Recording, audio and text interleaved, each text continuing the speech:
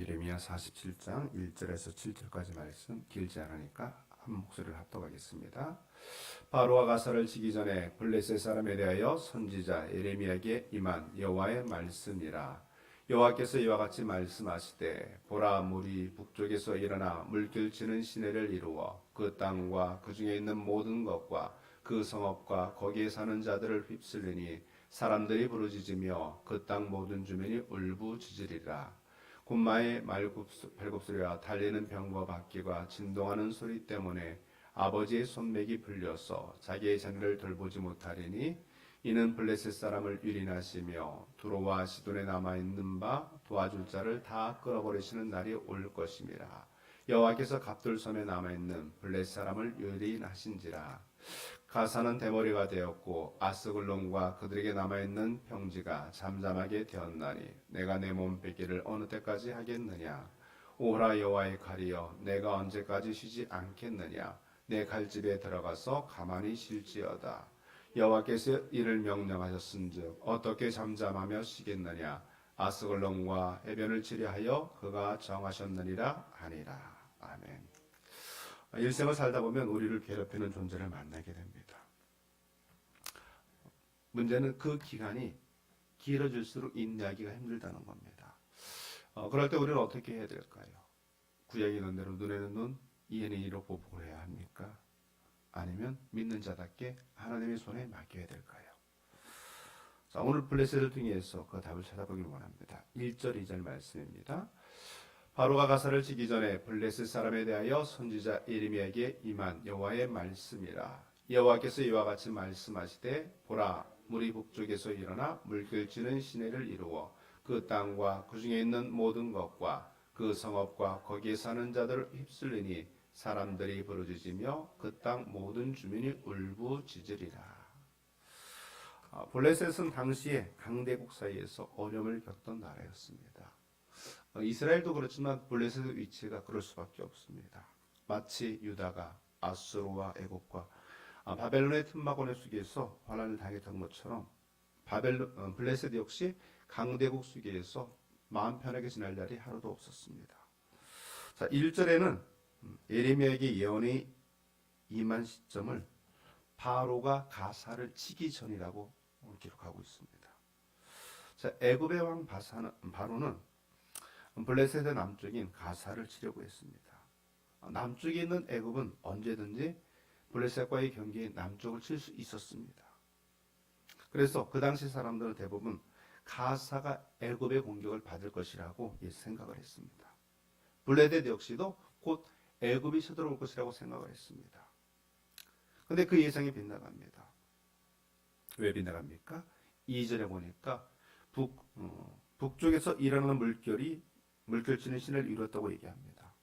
바벨론이 강한 힘으로 북쪽에서 침공해서 블레셋을 격파시켰다는 얘기입니다. 오늘 본문은 어떤 이유로 바벨론이 블레셋을 쳤는지는 설명하지 않습니다. 중요한 것은 하나님께서 그렇게 하셨다는 겁니다. 하나님의 거룩한 뜻에 따라서 세계 질서를 하나님께서 재편하신 것이죠. 사람의 예상이 때때로 맞지 않을 때가 많습니다. 강한 손과 표심팔로 인도하시는 하나님께 그러므로 우리 모든 것을 맡길 수 있기를 바랍니다. 자, 3절과 4절 말씀입니다. 군마의 발굽소리와 달리는 병거 바퀴가 진동하는 소리 때문에 아버지의 손맥이 풀려서 자기의 자녀를 돌보지 못하리니 이는 블레셋 사람을 유린하시며 두로와 시돈에 남아있는 바 도와줄 자를 다 끊어버리시는 날이 올 것임이라. 여호와께서 갑돌섬에 남아있는 블레셋 사람을 유린하신지라. 자, 여기 3절에 보면 군마의 발굽소리와 달리는 병거 바퀴 소리. 자, 한마디로 얘기하면 그것은 바벨론이 전차 부대를 앞세워서 블레셋과 두로와 시돈을 공격하는 것입니다. 그래서 그 땅에 사는 사람 중에서 살아남는 자가 없을 것이라고 이야기를 합니다. 여러분, 부모의 사랑이 어떻습니까? 어떤 상황 속에서든지 자식을 지키려는 것이 부모의 사랑입니다.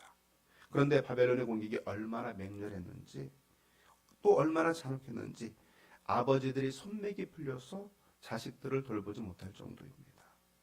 두로와 시돈은 블레셋과 동맹 관계를 맺은 나라들인데 하나님이 그 나라를 무너뜨려서 블레셋을 돕지 못하게 했습니다. 그들에게 있던 세계의 신 다곤신과 아스타롯, 바알셋 역시 마찬가지죠. 그들을 맺는 블레셋은 자자손손 이스라엘을 괴롭히면서 위협했던 나라입니다.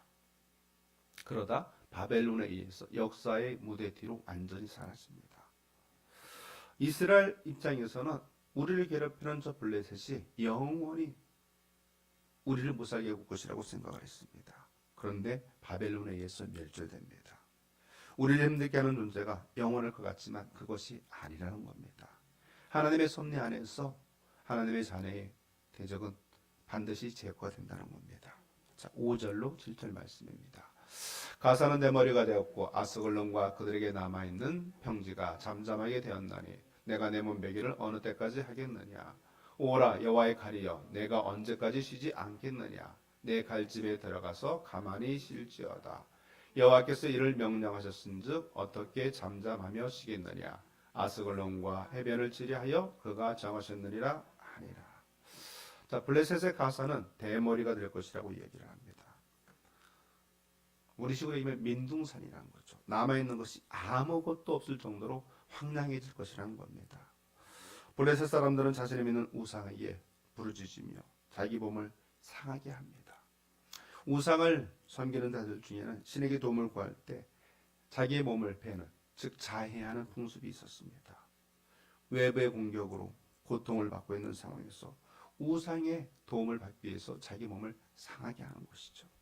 그러나 그것은 자신들의 고통을 가중시킬 뿐입니다. 바벨론의 공격은 쉬지 않을 것입니다. 블레셋이 진멸되어 아무것도 남지 않을 때까지 계속될 것입니다. 여호와께서 다윗에게 명하셨으므로 바벨론의 칼은 결코 쉬지 않습니다. 결국 이 블레셋은 BC 604년 남유다가 첫 침공을 받은 다음 해에 멸망을 합니다. 하나님을 나라를 대적하는 원수들은 결코 심판을 피할 수가 없습니다. 프랜시스 베이컨은 이렇게 얘기했습니다. 복수할 때 인간은 적과 같은 수준이 된다. 그러나 용서할 때 그는 원수보다 우월해진다. 무슨 얘기입니까? 우리가 친히 복수할 수도 있지만 그것은 믿는 사람들의 방법이 아니라는 겁니다. 우리를 괴롭히는 존재가 누구든지 우리는 하나님께 맡길 수 있어야 됩니다. 그러할 때 하나님께서 모든 것을 아시고 모든 것을 해결해 줄 줄 믿습니다. 오늘 하루 우리가 삶 속에서 해야 할 일은 복수가 아니라 용서인 것입니다. 그리스도의 사랑을 우리 삶으로 나타내는 복된 하루가 되시길 주의 이름으로 축원합니다. 더불어 고마우신 아버지 하나님, 우리가 이 땅을 살아갈 때 하나님의 일하심을 봅니다. 우리의 생각에는 도저히 끝날 것 같지 않은 원수 마귀의 괴롭힘도 하나님께서 역사 가운데 일하시면 모든 것이 가능함을 우리는 블레셋의 멸망을 통해서 보았습니다. 아버지 하나님, 우리의 삶이 온전히 하나님을 의탁하고 하나님께 맡기는 존재가 되어지기를 원합니다. 근심, 걱정, 염려, 우리의 억울함까지도 하나님께 맡기게 하시고 그럴 때 하나님께서 택한 자들을 위해 은혜를 베풀어 주시옵소서. 오늘도 우리가 말씀을 붙잡고 나갈 때 온전히 승리케 하시는 믿사옵고 우리의 구원자 되시며 우리의 이신 예수 그리스도의 이름으로 감사하며 기도드립니다. 아멘.